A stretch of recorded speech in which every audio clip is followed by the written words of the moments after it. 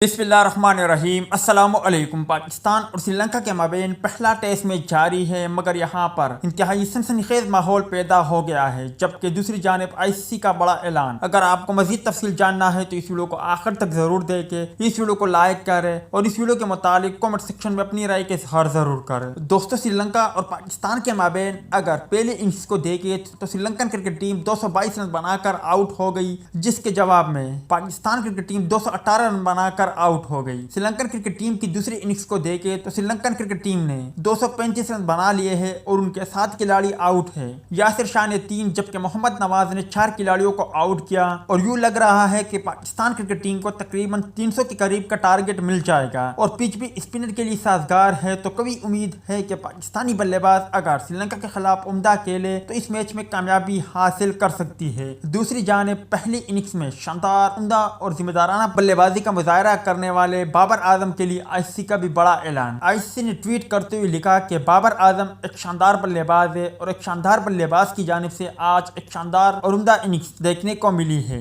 इसके अलावा दुनिया भर में और साथ ही साथ ट्विटर पर भी बाबर आजम टॉप ट्रेंड बने हुए हैं। वीडियो अच्छी लगे तो इसे लाइक जरूर करें।